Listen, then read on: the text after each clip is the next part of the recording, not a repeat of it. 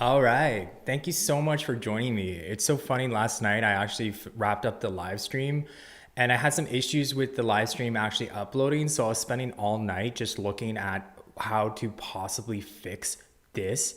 And I missed out on this particular sighting, and I just thought I would hop on here real quick and just discuss it with you guys. So when we finished off my last stream last time, we discussed this sighting, Tammy Davis. So just keep that in mind. Her last name is Davis. My husband spoke to Brian last night around 12:30 a.m. on a secluded road along the Pigeon River in Tennessee. He called the FBI and 911 immediately. He reported what he was driving and all that he said. He didn't realize it was him until after the fact, but it definitely was Brian. Okay, and so I try to follow up on everything that she said, and I saw the tweet. And a lot of people were getting very, very frustrated with her. They're like, why would you post this under Alyssa's, under Alyssa's Twitter? And then we went to her Facebook and we saw she posted it there. This is what she wrote on her Facebook. Please pray for Dennis and his friend as they begin another adventure on the Appalachian. They will be hiking through North Carolina, Great Smokies. Another crazy thing happened to him last night. He actually talked to Brian Laundrie on a back road, totally freaked Dennis out. He called the FBI, 911, and dog. So this was again right when I finished my live stream last night. And today, actually, we ended up talking to the person who actually did this sighting. So it's pretty exciting stuff here. Let me just get right into that. So he tells the New York Post, he writes, Dennis Davis writes, there is no doubt in my mind I spoke to Brian Laundrie, none whatsoever, Davis 53 said. Dog, the bounty hunter's daughter, sent me an audio file of Brian's voice, and it's the same voice that I heard. Pretty crazy stuff. We got more coming right your way. So we have, this is all text. He only did it in text. So here we are just reading the text together. He said, man, I'm lost. I said, what are you trying to find? And he said to me and my girlfriend got in a fight. But she called me, told me she loves me, and I have to get to California to see her. And then he goes, I said, well, I-40 is right there, and you could take it west to California. And he said, I'm just going to take this road into California. He was worried and not making sense. Wow. So, I mean, the worriness kind of actually corroborates a story. With hitchhikers in the past, he's been known to lie a lot to the hitchhikers. He told the two hitchhikers he went to Snake River and he was camping around Snake River. He got in a fight with his girlfriend. And so when I saw that happen, I was like, this does sound a lot like Brian. Like, it does actually sound like he would be freaking out and scared. So, I mean, this story is pretty insane. Let's get right into this. He writes, obviously, as a father with a daughter, I want to do whatever I can to help the family find closure and help this guy off the streets, he said. Law enforcement is probably getting millions of leads on this guy, but I'm not some goofball out there doing whatever in the middle of the night. I'm a highly educated professional. So a lot of people describe this guy as an engineer, and that's kind of like the title of their news stories. He's an engineer guy. So, I think that actually his background may actually help him in this case because he's not, as he says, just some guy in the middle of the wilderness doing crazy stuff. Like, he is corroborated that he went to the Appalachian Trail, and he's saying that he saw Brian. Now, here's where it gets really interesting, and here's where I'm going to start doing some speculation. This is actually sent to me by a viewer. The man Davis cited drove a white or light-colored pickup truck resembling a Ford F-150 and wore a dark bandana on his head.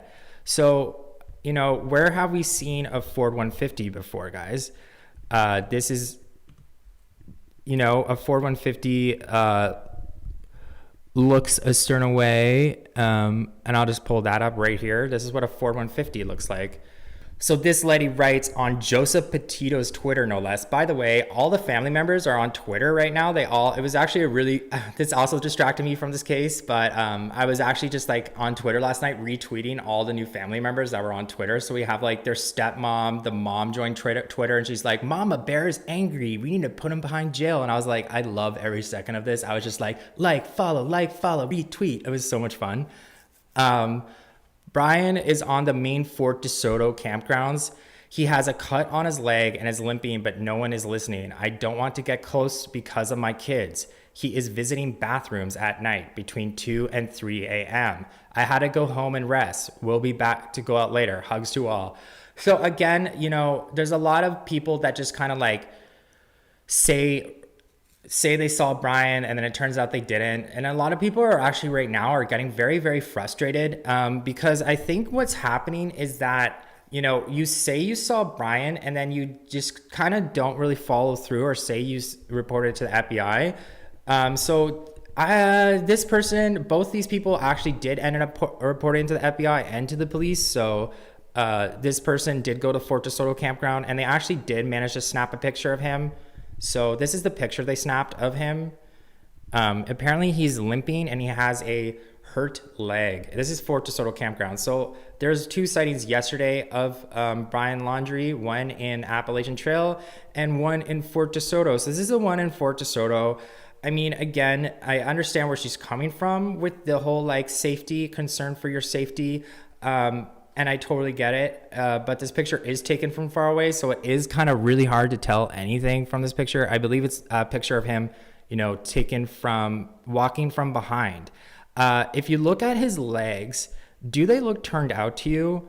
I asked this question because he is duck footed and we'll get to that in a bit. And this is just something that I really wanted to point out here because there was duck footed, basically it's known that he's duck footed. So it does look like his feet are turned out here. So, I mean, this kind of gives a little bit of weight to it. I'm not going to say it totally is him, but he does look duck footed in this. And the person managed to actually snap a second picture of him.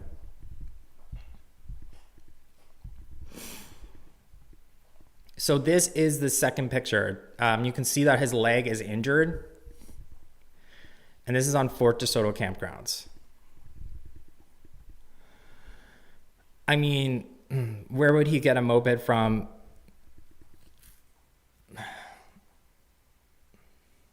So Dog the Bounty Hunter is out there right now looking for him. If he was just like casually walking around in daylight, basically, limping around with a limp leg and whatnot, you would think that Dog the Bounty Hunter would have found him by now. So it's very hard to say if this is for sure him. And I just feel like if it was him and if he was injured and he was in broad daylight in a public area, I think he would have been found by now. But I do have to say this does look a lot like him.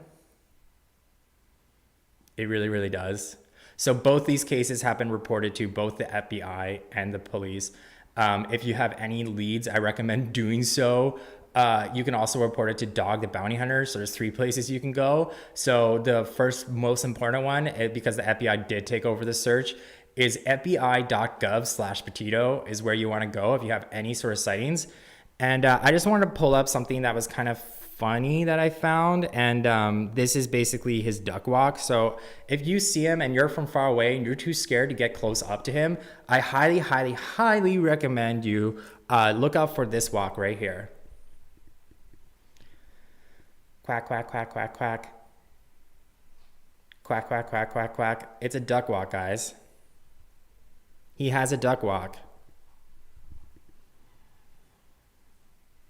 So this is, if you're too scared to get close to him, and I totally get it, I would be too scared to close with him. He could actually be very, very dangerous. He does have a duck walk.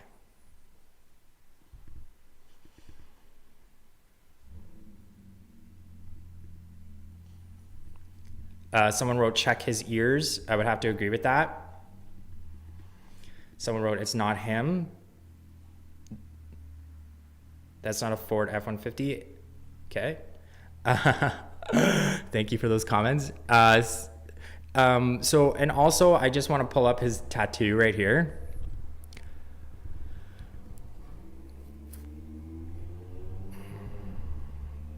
These are his identifying tattoos. So it's unknown right now if this is on the left hand tattoos, but he did have matching tattoos with Gabby Petito on his finger. And then we also have, possibly another mountain tattoo. And it's really funny, this picture, because it actually on his shirt says Appalachian Trail, which is absolutely like eerie, a little weird. This sighting did happen on the Appalachian Trail. Something that is very interesting about this case is that his best friend, Gabby Petito's best friend, actually said he used to brag to them about surviving on the Appalachian Trail for 3 months. So Dog the Bounty Hunter also said that is one of the more compelling pieces of evidence, because he believes that he could be on the Appalachian Trail. So my question to you is, why are they not searching the Appalachian Trail? Why aren't there like 40 helicopters just all going through there with like dogs right now? The biggest lead right now we have is the Florida Reserve. There was the Mustang that was potentially planted, a lot of people allege this, that it was potentially planted by the Laundrie parents to throw off the investigation. And also Fort Soto, because, strange. Thank you so much. I don't know if it was me. I would say, hey, Brian, is that you while recording? Yeah. I mean, that would be literally the most, that video, if you did that, would probably be the most iconic video ever. You would probably be able to sell that as an NFT and get like millions and millions of dollars for that photo, for that video. So I mean, if you want to be a millionaire overnight, then that is a great way to do it. I don't recommend doing that because, safety first, people, because he could be armed and dangerous. So yeah, thank you so much for that super chat. So back to where I was, the Fort DeSoto is being searched because the Laundrie family were actually known to be September 6th and through September 7th, according to their attorney. According to public records, the family were there September 6th through September 8th. And also Cassie did end up joining the family on that Fort DeSoto camp trip. So, there's a lot of speculation right now. Did Cassie have something more to do with it? Did Cassie basically, help him get away, help, load up the camper van, help him, with finding a truck? Because we just went through here that he was spotted in a Ford F-150 truck. It looks a lot like Cassie has a Ford F-150 truck in her driveway. I don't know where that driveway is now. That truck in the driveway is now. I haven't seen it since. Also, something that's very interesting that we found out last night, the cops actually have never seen Brian back at the home. The cops were called to the Brian Laundrie house 46 times since September 10th through September 27th, 46 times. On September 11th, the day Gabby Petito was reported missing, the cops said that they didn't see Brian back at the house. They've never seen him. And I think the cops did a really, really, really bad job here, because if you knew that his fiance was reported missing and you didn't see Brian at the house the day you went to the house, the day of the report, alarm bells. Hello. He should have just been like Amber Alert immediately. I know the Amber Alert is meant for kids, maybe not the Amber Alert, but some sort of alert to the public to let people know that this guy is on the loose and find him real fast. Or they could have been a lot smarter than that. I'm not a cop, but they could have been a lot smarter and said, this guy's dangerous. We don't want the public looking for a manhunt. We don't want the public actually approaching this guy. We just want him to be left alone in the wilderness. We know where he is. He can cause no harm. But my thing, just to go way, way back, I think the moment he came home without his fiance, immediately his parents and Cassie, because Cassie did see him September 1st. Cassie did see him September 6th at the campground. They saw him September 1st at her house. I think immediately Cassie should have called the authorities. They all should have called the authorities. This guy, should have been under plainclothes police officer surveillance from September 1st onwards. That's I think everybody would agree that should be the case. And so now we're on this giant manhunt. Social media is basically like what really set off the case. So social media was the one that helped find Gabby Petito's body. And here we are trying to get social media to basically help track this Brian Laundrie character and bring Gabby Petito some justice. Hashtag justice for Gabby Petito. So thank you so much. If you're new here, we are discussing some really, really important stuff. You know what? Cassie's interview was released. I'm just going to look at if this was the case.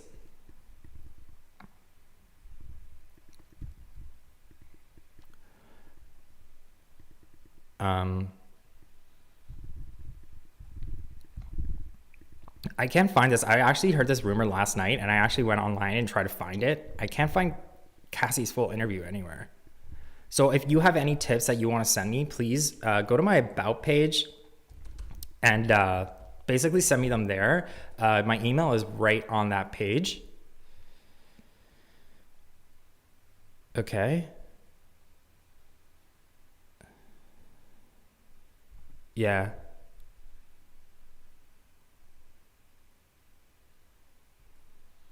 Yeah. Yeah, so I can't find that right now. I know the true crime lady did it, but I can't find the full interview that was released. People are wondering what happened to Cassie because the attorney basically did have a defense saying that she misunderstood the question. So everybody, all the reporters, all the journalists want this full interview to be released so that we can see for ourselves if she actually did misunderstand the question. So I think that's a pretty poor excuse, in my opinion, to basically blame the reporter. I kind of like to think myself as a reporter sometimes, even though I'm nowhere near that standard of like vetting all my sources properly. Like we get on here and we just discuss like social media leads. And to say that to a reporter who like probably went through years and years of journalism, learned how to ask questions the right way, and just to put it on them, I think that's makes me a little bit angry. So I'm just gonna, there's a lot of people here, and I think everybody's just very hungry to learn more about this case. So I'm so sorry if you are have been here for a while, but I'm just gonna run through everything again because I've learned that like a lot of people come here late. So I think I'm actually probably talking to a lot of people from Australia and New Zealand right now. Because it's really early where I'm from in North America. And so I know this is international news, so it's potential that you guys just joined my live stream. So I'm just going to run through everything again. I'm so sorry if you guys have to listen to this. But I do have my coffee here, which is really great. So I am caffeinated, bright and early. Let's get into it again. So last night on my live stream, we had a lead come through, actually through Twitter, underneath Lisa Chapman's Twitter. I keep getting that name wrong. Lisa Chapman is Dog the Bounty Hunter's daughter. So she is doing digital work as Dog the Bounty Hunter is in Fort DeSoto campground. I believe the bounty on Brian's head right now is $120,000. So Dog the Bounty Hunter has been known to catch, I think, 2,000 fugitives. And this one is very strikingly similar to one he caught in Mexico, where it took him 64 days.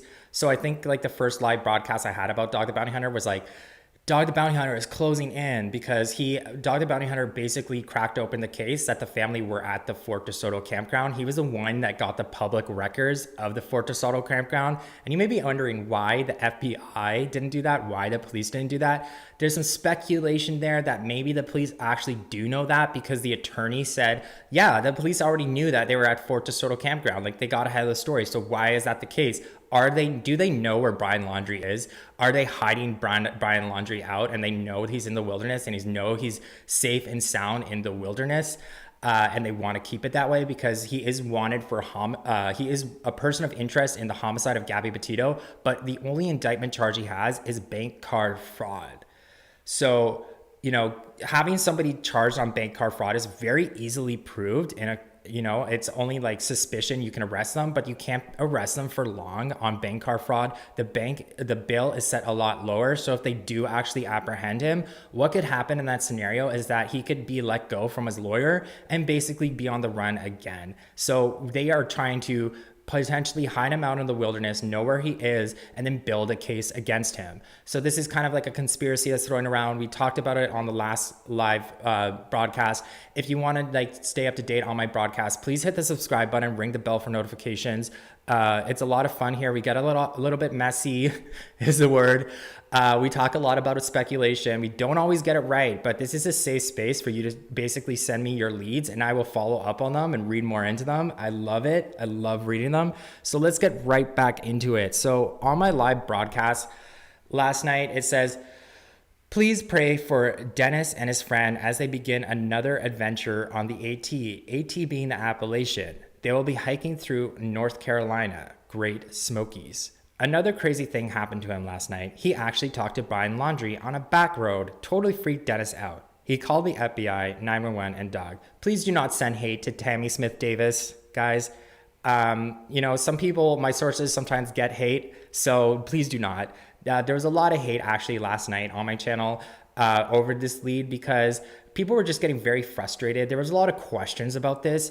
The questions that mainly were happening, I believe this encounter happened late at night, happened like early hours in the morning when it was dark, probably dusk out. So again, how did he see the visual of Brian Laundrie? A lot of people had a lot of questions.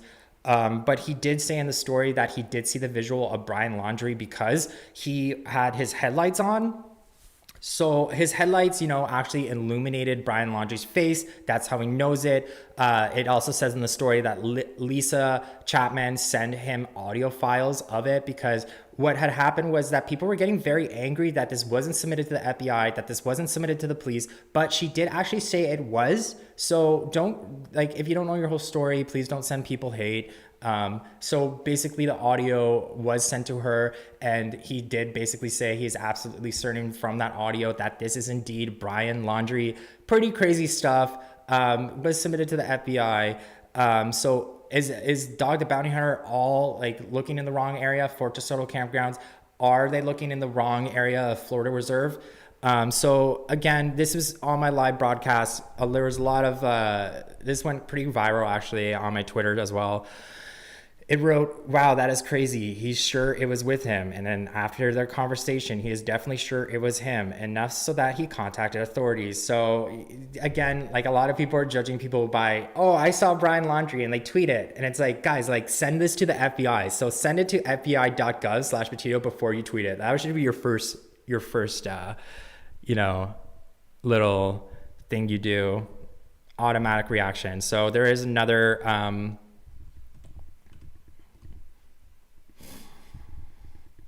thing here, another story. This is from her Twitter. So you can see here that she's replying to baby Lisa. I always called her Lissa. It's Lisa. Guys, I'm sorry I butcher names. The only time I always read names and then I say them out loud. I'm like, I'm probably reading it in my head wrong. So we figured this out together. It's Lisa, baby Lisa. Did anyone else see this morning? Sorry if it's already been posted. It's the person that wrote. So there's a lot of Facebook groups out there. I'm a YouTuber, so here we are on YouTube discussing the case. It goes, Tammy Davis is her Twitter. Don't send any hate. After she actually posted this, I think she did get a lot of hate. I was reading some of the comments out there, and a lot of the ones that were being well-liked were basically kind of shaming her a bit because it got everybody up in arms, a lot of hysteria. So please don't send this person any hate.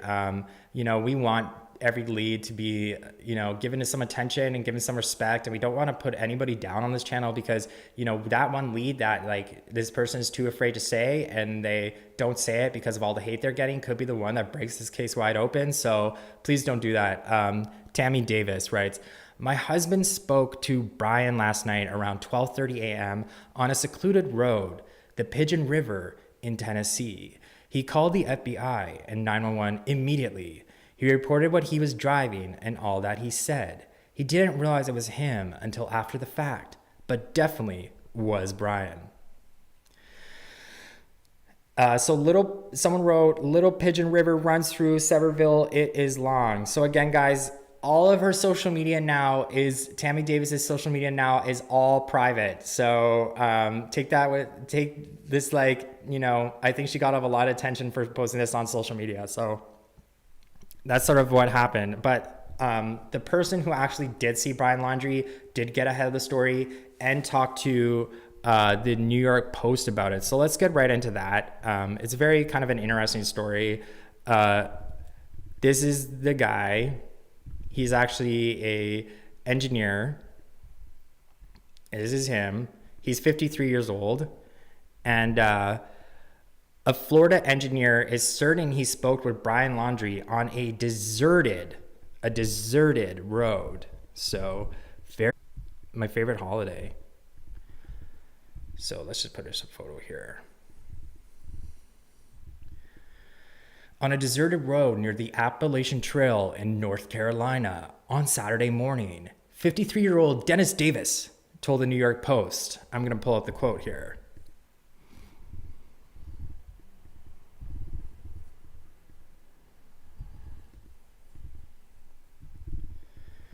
He writes, "There is no doubt on my mind. I spoke with Brian Laundrie. None whatsoever," Davis, 53, said. "Dog the Bounty Hunter's daughter sent me an audio file of Brian's voice, and the voice was the same I heard." Okay, so the problem with this, I was just going to point this out. Just listening to the audio of the body cam footage, Brian has a pretty, like, if you want to talk about average white guy, Brian is across the board average white guy. If you want to talk about average trucks, Ford F-150 is one of the most average trucks you can possibly get. So again, like, the problem with this case, it's so like middle of the road. Like the descriptions are so basic, but you know, I really wish he had like a dash cam or something. Everybody just go right out and buy a dash cam, because dash cams are what are cracking open this case right now. So if he had a dash cam, that would be fantastic. If he did actually, could actually review this footage and we could have a closer look. He said, "Man, I'm lost." I said, "What are you trying to find?" And he said, "Me and my girlfriend got in a fight, but she called me, told me she loves me, and I have to get to California to see her." Why California though? I mean, I don't know. I do know my geography of the United States. North Carolina is all the way across on the east side. California's on the west side. So he has a really long way to go. And honestly, I don't think you can get to anywhere on the Appalachian Trail. The Appalachian Trail goes from South Florida all the way up to like New Brunswick and Canada. It goes all along that like kind of mountain, you know, when the tectonic plates hit, there's like this like fault line there. And it basically is like, it's on the east side of America going north. So I don't understand why the California reference there, but that kind of makes me like really like, what is in California? I said, "Well, I-40 is right there and you could take it west to California." He said, "I'm just going to take this road into California." So it appears he's on a back road of some sort. He was worried and not making sense. So I'm just going to do some live research here. What road are we talking about? Because I think that's a little interesting, and try to find that together. So transform, fit to screen. Here we go, guys. Love watching this. I hope my computer doesn't crash. Display capture. Yes. Oh, yeah. We love to see it. So I think this person says here,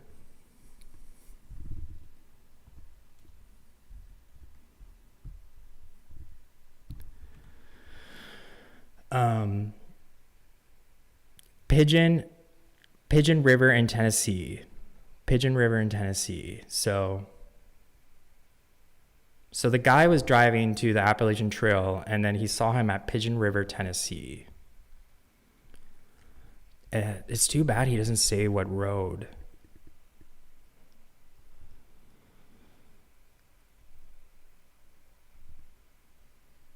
Waterville Road. Okay. Davis said that a lost and dazed man waved at him on Waterville Road. So let's look up Waterville Road, Appalachian Trail. All right, guys. This is allegedly where he was seen by none other than our friend, Mr. Davis. Okay, so this is the most confusing map ever. So that's Waterville Road. This is Pigeon River. This is allegedly where he was seen. North Carolina, Tennessee. So it appears it's on. Yeah, so he was driving to get to the Smoky Mountains, allegedly, and he saw allegedly Brian Laundrie on Waterville Road in Tennessee. So here we are, Waterville Road. It does actually look like it's going west. So these look like really, really back countries. It's in between North Carolina and Tennessee. So these are kind of like back roads. And so I totally get why he was here and why he wouldn't want to take the I-90, because the I-90 is very, very obvious. You can kind of see there's a lot of hideouts you can make here. There's a lot of mountains. Really, really back roads right here. Driving a Ford F-150, along the Appalachian Trail. I thought he would be hiking along the Appalachian Trail, but apparently, according to Davis Dennis, he's actually going trucking along. So he allegedly stopped Davis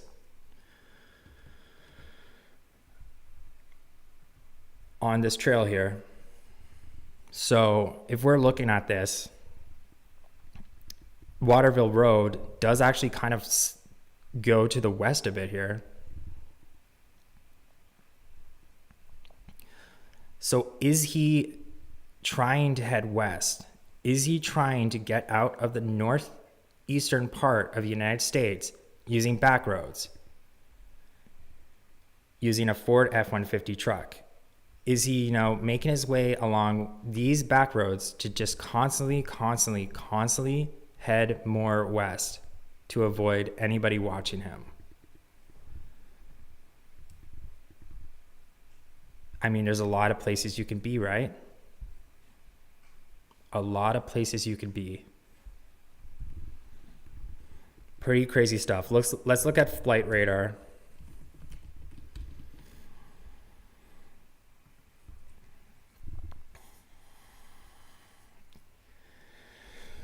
This is a site I like to go to.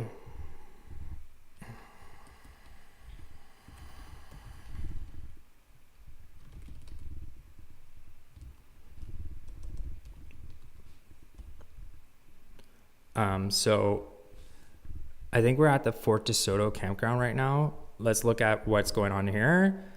Very, very sad to see that there's not many. So this is Northport right here. You can see Northport right here. It's very sad to see there's not a lot of air in the sky. It's not a lot of airplanes looking. There could be a lot of drones, to be honest with you. But let's look after where North Carolina and Tennessee meet. So we have this area right here where, if we really wanted to, they should be searching. Again, I just see a lot of commercial airlines around here. I don't think they're taking this lead too seriously, guys, which is unfortunate. So again, social media could actually be the ones to bust open this case, guys. So yeah, there's not a lot of cops flying over this area. They could be using drones, but it just looks like a lot of commercial airlines. So this lead isn't being taken too seriously. I think we can basically say that right now. So again, back to this story. This does actually kind of corroborate what the hikers were saying. So if you remember, two hikers basically did say that Brian Laundrie was camping at Snake River. Snake River is not what he was doing. There's a lot of questions as to why he actually was hitchhiking, because, you know, he had a van, right? He had a van, and it was at Spread Creek in Grand Teton National Park. So why was he hiking around? I ask this question a lot and I get a lot of feedback. And I think what had happened was there was a lot of thank you for the super chat. Sorry, I was tapped out. I'm sure the FBI is very smarter than me, but did they get the VIN number from Cassie's truck and are able to track it? Appreciate Joe. Thank you, Casey526. That is a very good question.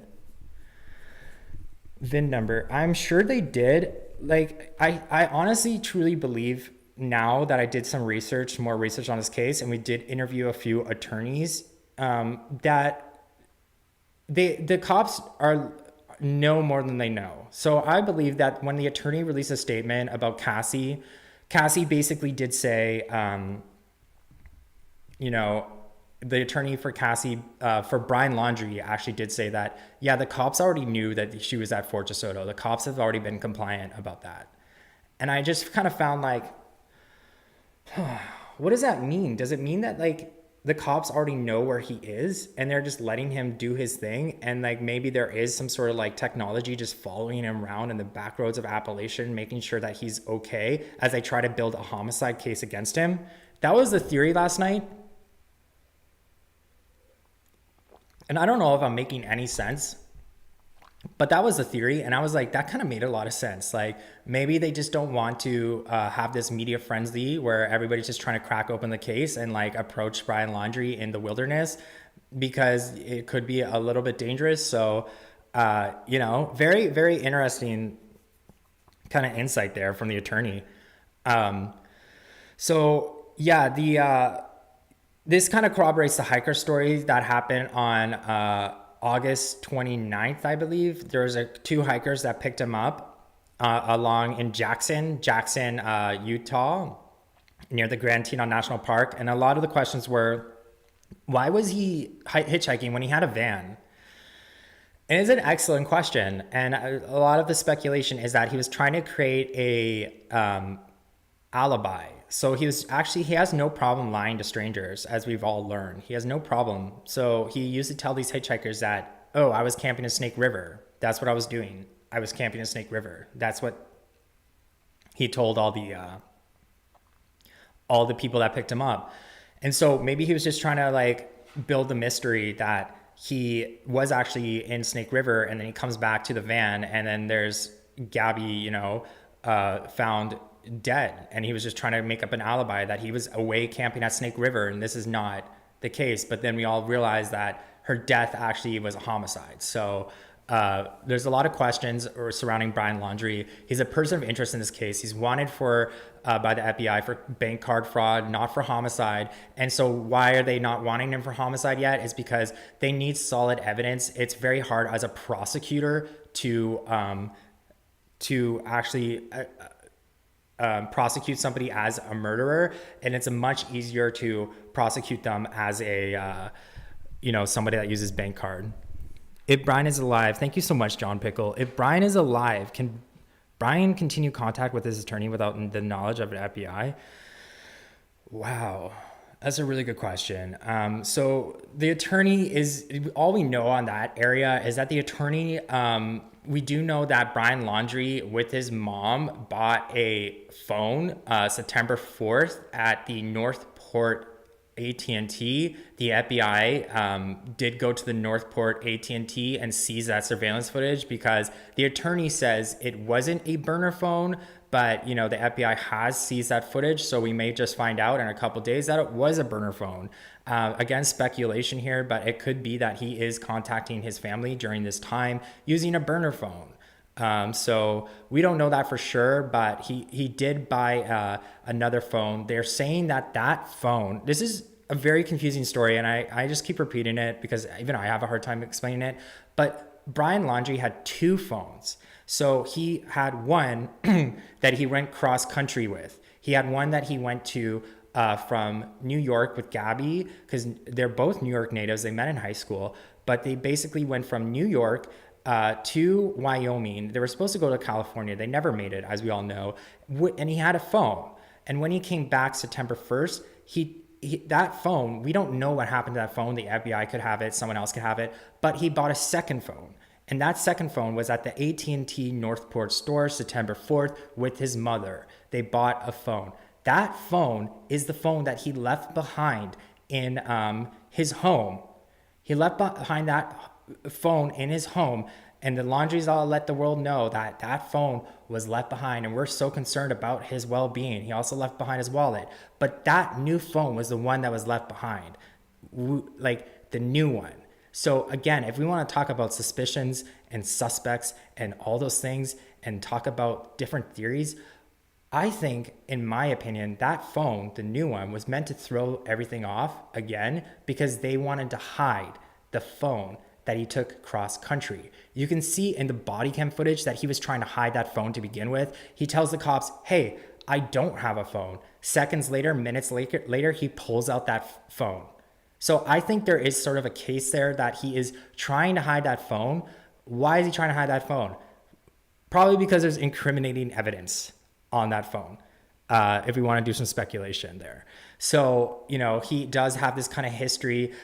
We talked last night about how his cousin, Joseph Laundrie, did work for law enforcement in Nassau County, which is near Northport County. So there is some background there about knowing how to get away with murder.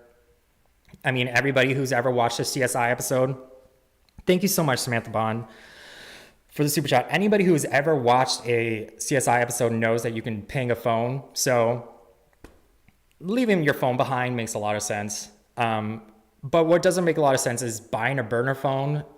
In my opinion, that's like a huge sign of guilt. And that's something that the attorney basically said too. The attorney basically said, his running away and his missing and him being on the run right now is actually going to be used against him in court to prove that he committed the homicide. Because as we all know, him running away basically says he's guilty. I mean, actions speak louder than words, right? He ran away. Why is he running? Why is he on the run? Because he's guilty, folks. To get into the what we're talking about here, again, this last night on my live stream, we had somebody tip me off that there was a sighting on Lissa Chapman's Twitter, and she did basically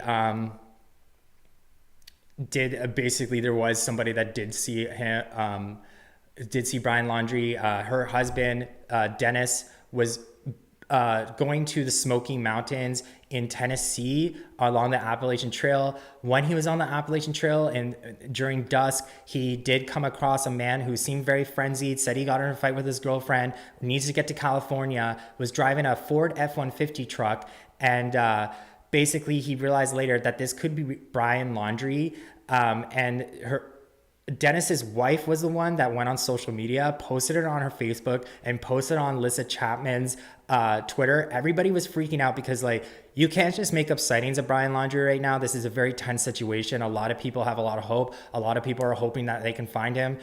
So again, please don't make up sightings, but this was submitted to the FBI as well as the police, as well as Dog the Bounty Hunter. Now, the best way to do this is not maybe posting it on social media. Please, Dog the Bounty Hunter actually has a phone number, but they did go to the New York Post to discuss this case.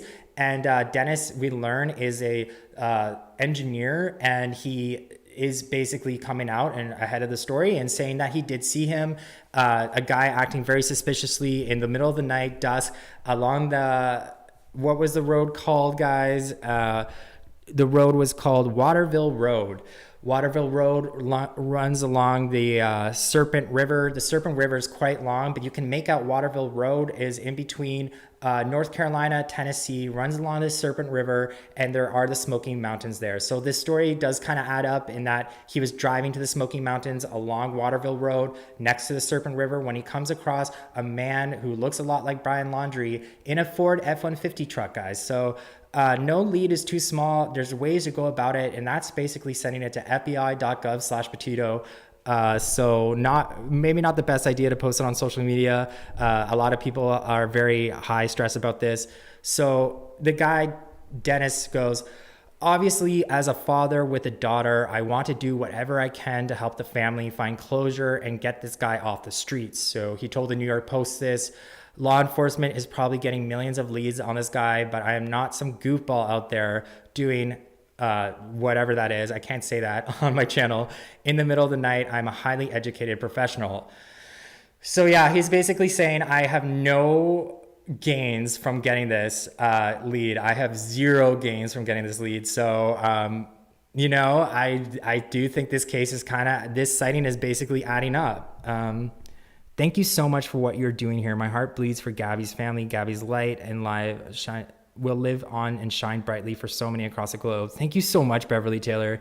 Yeah, I mean, what I find really interesting about all this is that it is bringing a lot of attention to domestic abuse situations. It is bringing a lot of attention to potentially the police not being the best people to handle these domestic dispute situations, because as we saw from the body cam footage that, basically Gabby Petito was scared. I think she was scared. That's my theory. She didn't want to charge Brian Laundrie with hitting her, so she took all the blame. And watching that body cam footage is honestly one of the most heart-wrenching things I have seen all year. I normally try to avoid body cam footages, and I've seen a few in my lifetime. Even though that one didn't have any extreme violence, by far one of the hardest I've ever watched. Simply because watching that poor young woman be blamed for everything and knowing what happened to her just days later, and knowing that domestic abuse victims behave in that manner where they want to take all the blame because they're scared if they actually told what had actually happened, that would make their abuser even more angry. And just seeing that play out and seeing the police not being privy to that, and seeing that the police said, "Oh, the story adds up. You were the abuser, Gabby," and knowing what we know, the 911 call, everything, and knowing that the stories didn't match up. I mean, guys, if we want to talk about like being more aware of how these situations work, being more aware of how the cops should not be the only ones handling there. When I saw that video, I saw 3 cops. There should have at least been one who was a psychologist, one who was a social worker, one who had that background in these domestic violence situations. I understand it was Moab County. Maybe they don't have access to many people there, but there needs to be people who understand domestic dispute situations going to domestic dispute situations. I think this is like the final straw. I think America deserves better. I think like seeing how this all plays out and seeing like what the system does to these domestic abuse victims, I think there's a lot of questions that need to be answered here. The Moab County police officers are being investigated for how they handled that. The Moab County, one of the police officers did go on leave. I think everybody knows that this is like isn't good look for the police. Do I believe in defunding the police? No, but I believe allocating some of those resources to the proper professionals who are able to handle these situations better. So I think this brought a lot of attention to these situations. As Joseph Petito said in his memorial, Gabby's life was not in vain. People are getting out of toxic relationships because America is talking about toxic relationships. America is aware of how these situations work. America is blaming the Laundries for a lot of things. And I think as much as we want to say Gabby Petito was a 22-year-old female, we can't actually put all the blame on her here. I think there is, everybody should be more aware of these situations. Like your friends, we pulled up an Instagram shot of, on an Instagram where it's like her friend posted on Brian Laundrie's Instagram saying, "We know what you did to Gabby. We know that you choked her out. You're trying to hide this. We know what you did." And that's what the friend wrote on Brian Laundrie's Instagram, his very last post. So her friends were aware of the abuse that he did to her. And in that situation, please don't post it on Instagram. Tell that to the police. This is your chance to really understand that these sort of things that are happening to your friends, these sort of things that are happening to your daughter, is not something that like it could lead to this situation. And I think America and even the people in those situations realize that this could be taken a lot more further than it could.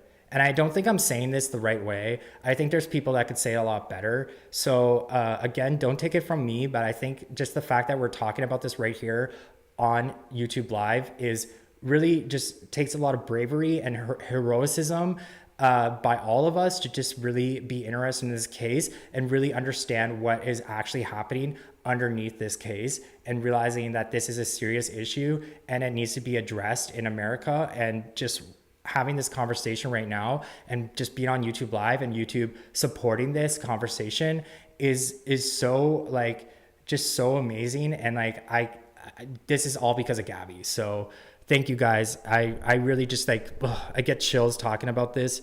But yeah, thank you for that super chat. Wow. Law enforcement is probably getting millions of leads on this guy, but I'm not some goofball. Yeah. So again, I understand why there's not cops posting out there. Thank you so much, Magu, for the super chat. I get why there's so much, I will be donating to the fund as well that the family set up. So thank you so much for your contributions. This has been a really amazing. The Gabby family actually set up a fund for domestic abuse victims. So I will be contributing to that. So I really appreciate all this. Law enforcement is probably getting millions of leads on this guy. So, I kind of bash a lot of the authorities on this channel. And I really have to say that, they do get a lot of leads, and this is sort of a problem because they can't follow up on every single lead. Even as I'm reading the chat right now, I see you guys so much. Another super chat from Shauna Kelly. Yeah, so people are looking at the backpack here. Thank you so much, Shayna Kelly. I butcher names. I'm so sorry if I said that. Totally wrong. So yeah, I understand what he's saying here. We will look at that backpack. I understand what he's saying here, the FBI. Even reading these chats, I can't actually read all your chats, even though I try my best to go through the comments. Thank you so much, Larnie Lou. I try to go through the comments as much as possible and seeing what everybody has saying, but there's just so many ideas out there and floating around. When I first started this little live stream, I thought I was literally just going to be me and my mom talking about this case. Turns out there's over 4,300 people here also caring about this case, so it just really blew up. And as long as you guys are interested, I'll keep doing these live streams. So I love just talking about this case, and you guys tip me off a lot, so I love discussing that. So here we are discussing. So again, this is where the compelling part, and I know that was the guy. There is no doubt about it. We have this lead, but no one's doing anything, not even a phone call. So yeah, guys, again, I understand where they're coming from. We just pulled up the flight radar. There's no helicopters over that area looking for a Ford F-150 right now. Thank you so much, Chastity Fleming. You guys are the best. There's no one actually here over. I love that sticker. It's cute. There's no one actually over on the flight radar looking over this area. It's mind-boggling because, as you know, people that are on just YouTubers, we're kind of all freaking out right now and being like, why isn't there, people over this area? Something that I like to use is even just like Dog the Bounty Hunter. When I think about Dog the Bounty Hunter and it's just him and his team out there, I think there should be more people actually in that area, not just Dog the Bounty Hunter. But what do I know? I'm just a YouTuber here and I shouldn't be judging anybody.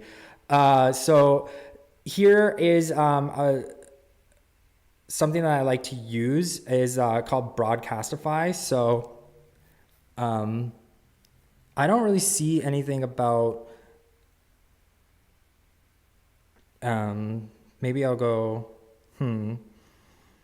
Tennessee.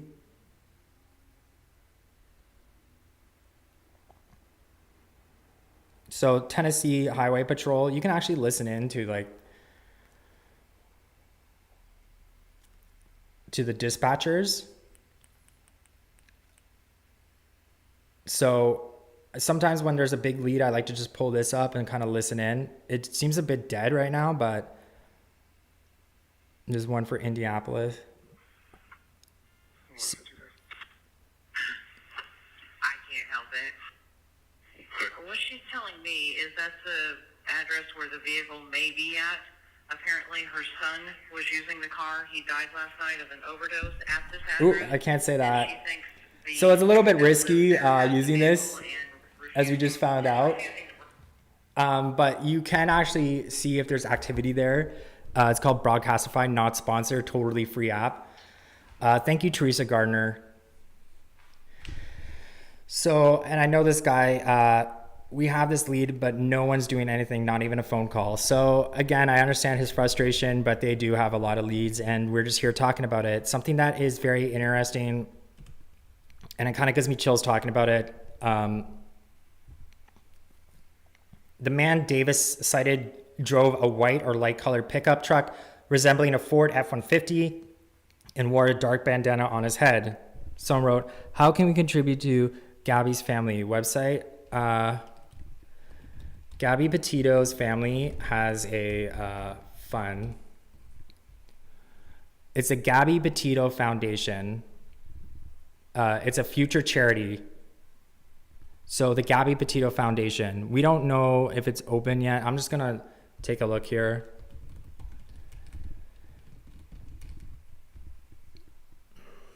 It's GabbyPetitoFoundation.org. It hasn't been, there's no way right now to, there's a fundraiser on October 17th. So they're still working on it.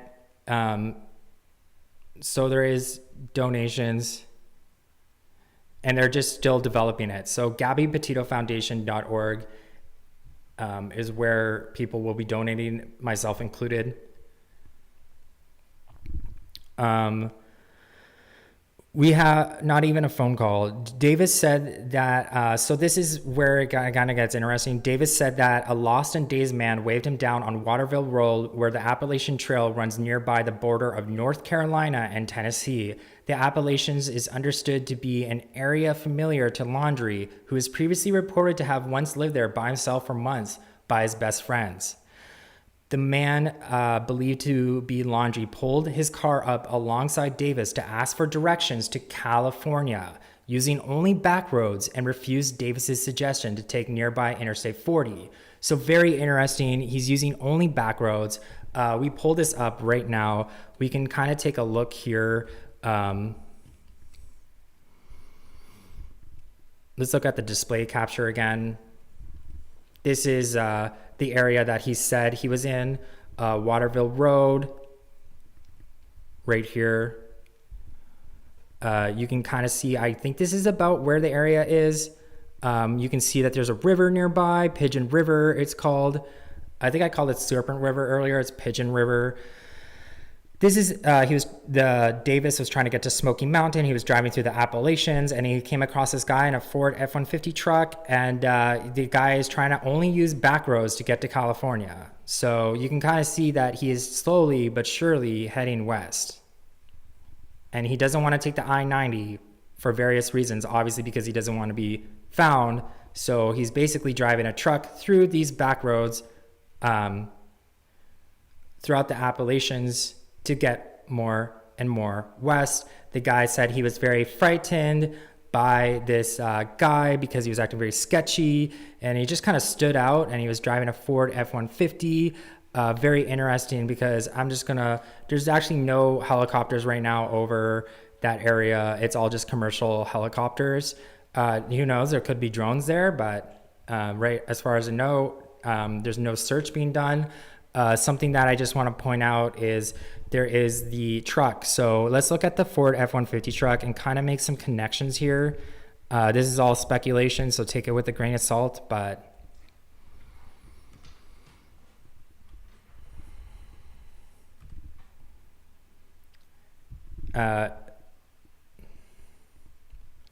this is the truck. This is a Ford F-150 truck. Probably you can't get any more basic than this. Again, you can't really get any more basic than a bald white guy. There's a lot of those out there, myself included.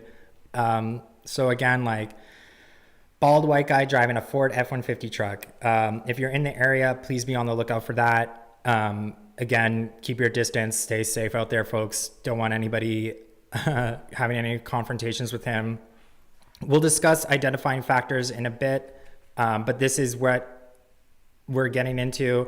And I really just want to pull up something that I thought was kind of chilling. And this was actually submitted through a tip through one of my social media peeps out there. If you have any tips, you can also send them to me as in my about section. But obviously, if it's like a law tip, please submit that to fbi.gov/Petito. And just kind of pointing out this right here, we do have a very interesting kind of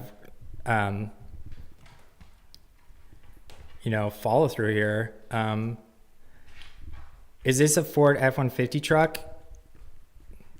I don't know too much, but I think the front is a little bit different. There could be different makes and models of Ford F-150 trucks, but if I'm kind of zooming in on this picture here,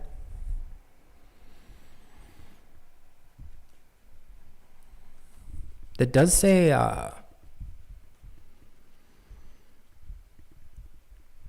does that look like a Ford logo to you? It does look like a Ford logo. So I'm sure you guys are kind of wondering whose driveway this is. It is Cassie's driveway.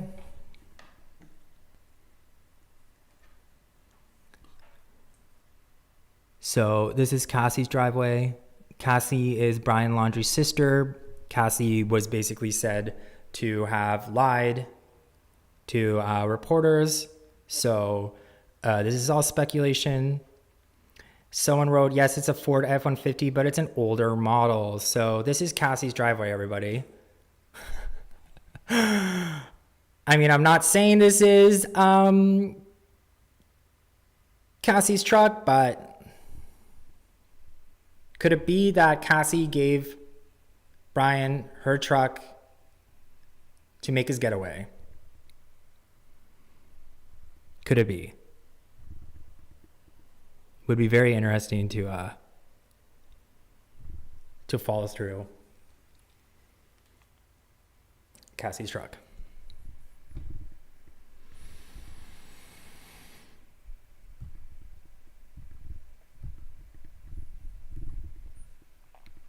So we just did a story on Cassie where there was, officers at her place the same day the FBI searched the Laundrie family's home, and they did end up actually potentially installing a Ring camera out front of Cassie's home. Cassie is currently dodging any questions by the media, by anybody who has any sort of questions. She's just kind of hiding out in her home.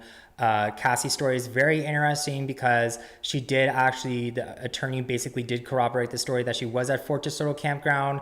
She did September 6th, and she did see Brian September 1st, even though in her ABC interview, she said that she did not have a chance to talk to Brian. So how is it that you don't have a chance to talk to Brian, but yet you saw him September 1st at your home, and yet you went camping with him September 6th in Fort DeSoto campground, while Gabby Petito was still left in Spread Creek. I don't want to use this word lightly, but rotting away. Like, let's just put that visual in your mind. It's a very awful visual, but what had happened was the FBI basically said she was murdered August 27th, between August 27th and August 30th. They all went on a camping trip September 6th. Gabby Petito's father, Joseph Laundrie, was the one who called the cops on the Laundrie family September 10th. That gave Gabby Petito basically in the Spread Creek to just, rot away and have precious evidence be, lost. So I'm asking you, if you had your daughter-in-law go missing and you knew that she could potentially just be out there dying from exposure, not necessarily murdered, but dying from exposure, would you be going on a camping trip? No. Cassie, you need to start talking. You need to start talking right now. Um, because this is just like absolutely disgusting behavior. Absolutely just gross. Like after this, she also told the media that she went to Orlando. She went to Orlando with her kids. And she came back home to all this hoopla in the media of Gabby Petito reporter missing. Gabby Petito reporter missing didn't become international news until September 11th. So she actually came home from Orlando to this news. So you went on a camping trip with your family, you saw Brian Laundrie, and you're telling me you didn't know your fiance was missing? I mean, wouldn't that be completely obvious your fiance was missing? This isn't news to you when Brian Laundrie came home in his fiance's van without Gabby. Again, guys, Fort Soto campground was a campground that they frequented a lot. The family frequented a lot. Gabby Petito frequented a lot. We can actually pull up a photo from her Instagram where she basically did frequent this campground a lot. And so just the idea that, hey, she's missing and we're all going to go camping together. Guys, come on. Like, if we want to talk about appalling behavior, this is absolutely disgusting. But this is, you know, Gabby with Brian Laundrie at Fort DeSoto campground on an earlier trip, and he's behind bars. So hopefully this picture becomes actuality. So I'm just gonna hop into the next sighting.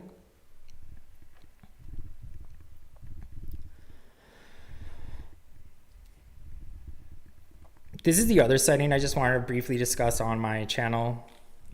This one is Fort DeSoto as well. This is where Brian Laundrie was last seen. The cops basically said they haven't seen Brian Laundrie back at the house since this camping adventure. So chances are this is his getaway, guys. This was his getaway. Let's just call it what it is. The family definitely, if they do end up aiding and abetting Brian Laundrie, they could be charged with a crime. They could be on the hook for the Florida Reserve, and we love to see it. So this is another sighting. Brian is on the main Fort DeSoto campgrounds. He has a cut on his leg and is limping, but no one is listening. I don't want to get too close because of my kids. He is visiting bathrooms at night between 2 and 3 a.m. I had to go home and rest, and we'll be back out later. So let's just get into that sighting. This is the picture she took.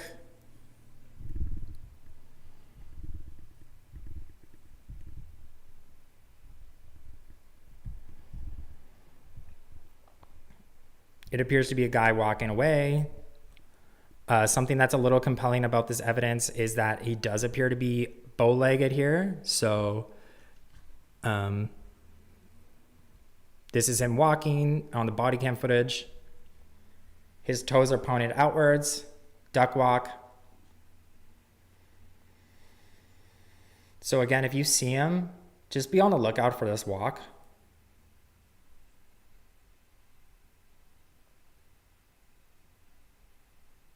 So if I'm looking at this photo a little bit closer, I do see him potentially having his feet out. This is on Fort DeSoto, by the way. This has been a recent sighting. This was like yesterday. So right now we do have conflicting stories where he was either seen on Fort DeSoto walking. I can't really tell if he's bow-legged here, honestly, but it kind of looks like he is, or it kind of looks like he isn't.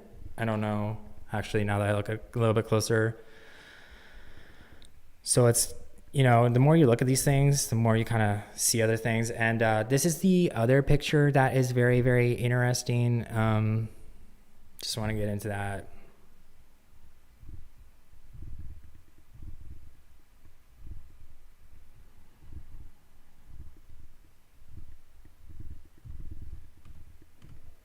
So this is the one right here. that other people are kind of interested about. So I'll just kind of try to make this a little more easier to look at. So yeah, she's basically saying that this picture here on the right is him driving around in a moped on Fort DeSoto. I don't know where he got a moped or whatever that is from, a motorcycle from. But again, Dog the Bounty Hunter is out there. So the questions about this story, his sandals don't look like anything that he's owned. And from all the other photos, his shorts could very well be the bandage on his arm, leg is a cut of some sort. Would he be necessarily riding around on a motorcycle in the middle of broad daylight? I don't think so, but you never know with this guy. He could just be a Luddite right now. No idea that there's a huge manhunt going on for him. So I don't know, guys, about this one, but I'm more interested in the Appalachian Trail sighting and the fact that like he's driving around in a white truck, and the white truck is very similar to one that Cassie owns. Very interesting story here. Nonetheless, I don't see anything about a backpack here necessarily. You know, looks very tan. That kind of goes along with his tan here, that he could potentially have a tan going on because he did just get back from a cross country. The sandals don't really match up to me, to be completely honest. But this is a very clear picture of him. I haven't seen those glasses before. Just looking in the back of his card, I don't really see too many identifying factors.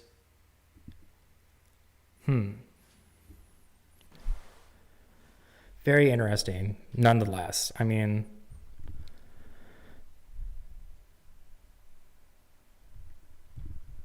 going back to the other case, the man at the Appalachian Trail, there's some questions being asked about how did you see him in the middle of the night? And Davis writes, he did not immediately recognize the man as the fugitive until he pulled over and looked up photos of the outlaw on his phone. The man Davis cited drove a white or light colored pickup truck resembling a Ford F-150 and wore a dark bandana on his head. Davis is frustrated. 3 calls to the FBI and 911 calls in North Carolina and Tennessee have not been returned by law enforcement. Despite the road being dark, Davis said the headlights from both idle cars were sufficient to see the man at close range. So a lot of people were pointing out, how did you see this guy in the middle of close range? They both were driving and they could see the headlights. So again, I see, yeah, someone pointed out his tattoos. I don't really see too many tattoos on the other sighting. So I don't know. I just, like, if I'm talking about gut instinct, I don't think the one in Fort DeSoto is relevant. I'm much more interested personally in this one. So these are some of the identifying factors of Brian Laundrie. A close best friend of the family basically said he survived 3 months on the Appalachian Trail. He knows the area extremely well. John Walsh and Dog the Bounty Hunter both believe he's on the Appalachian Trail, but even though they're checking Fort DeSoto because of the lead that they had where the family did go to Fort DeSoto. But this is some identifying factors of his tattoos, and it's really ironic that in this photo, it says Appalachian Trail on his t-shirt. So this guy is like obsessed with this area, so he knows it very well, which kind of makes me wonder why he doesn't know any back roads to head west towards California. I have no idea why he would be wanting to go to California. Maybe he has friends there that he can potentially see. But basically, he is driving a Ford F-150 truck in this area. We can pull up the area again. This is the area he was last seen in, Waterville Road, right here, guys. Doesn't want to take the I-90 west. I have no idea what the I-90 is, but I'm assuming it's a western route to California. But he's adamant, telling this guy that he wants to go to take the back roads, and that kind of makes me kind of believe that he is trying to duck undercover by using some of these back roads. We pulled up flight radar. There's no actual my session has timed out, but there is no police right there right now looking for him. So guys, if you're in the area, please be safe. Please be on the lookout. Report all your sightings to fbi.gov/Petito. The last sighting was done by an engineer who basically said he saw Brian Laundrie acting very suspiciously in this area near Knoxville, Tennessee, Waterville Road, Appalachian Trail, this area next to what's it called? Pigeon River. This is the area that he allegedly saw Brian Laundrie driving around in a Ford F-150. He's trying to head west to California. The guy said, that he told him that, we got in a fight with his girlfriend, and he's just trying to head west. So this is what is going down this morning. This is the sighting. If you're new here, thank you so much for joining my live stream. If you want to stay up to date on all my live streams, please hit the subscribe button, ring the bell for notifications. We love to see you here. We love new people. This is a very positive, safe space to discuss all your speculations. If you want to submit me a tip that you think should be featured on my show, there's a lot of ways to reach me. You go on my about section. You can find my Gmail there and basically shoot me a message, and you could be on the show. A message from one of these messages that I got from a lead basically pointed out that the Ford F-150 truck that he was potentially driving, the white light color one, is very similar to one that his sister owns. His sister owns some sort of Ford F-150 here. I don't know if it's Ford F-150. Someone said it was an older model, potentially. I don't know anything about trucks. I'm just going to keep it gangster here on my channel. But someone did basically say this could be an older model. The one on the left is on Cassie Laundrie's driveway, and the one on the right is not. I don't know anything about if this truck was seen on Cassie Laundrie's driveway as of recently. I can't say that for sure, but in recent photos from Cassie Laundrie's house, haven't seen this truck, folks. So this is potentially the truck that he's driving around on the Appalachian Trail currently. Again, it's he's taking a lot of back roads allegedly by Dennis Davis, and he's trying to head west. So if you're in the area, please be on the lookout. Please send your tips to fbi.gov/Petito. They get thousands of trips, thousands of tips, and they don't always get a follow through with each of them. So if I'm kind of looking at Cassie Laundrie house right here, yeah, there's a lot of so a lot of really interesting photos here. This is a more recent one. Tools, time, past 24 hours. So there's a bunch of protesters there. All right. So I guess I'm gonna kind of wrap it up here, guys. Thank you so much. Call 833-TELL-DOG with tips. Call the FBI. Call police. Brian is not driving, guys. Someone wrote that. Bounty is $200,000 now. So if you do have any information leading up to this, you could be $2,000 richer. So if that's not incentive, then that's great. Okay, so someone wrote this truck was at Cassie's house yesterday. So, this truck has been debunked. The truck was seen at Cassie's house yesterday. Jeannie Thompson, $1.99. Thank you so much. Yeah, most of the times I come here on live. I'm just trying to figure this stuff out as we go, and I'm making connections. So just to basically say the truck was at Cassie's house just yesterday. So just kind of backtracking here a bit. We can pull up, actually, this is a good one because it does show the truck was there. These are the protesters here. There are protesters out front of Cassie Laundrie's house.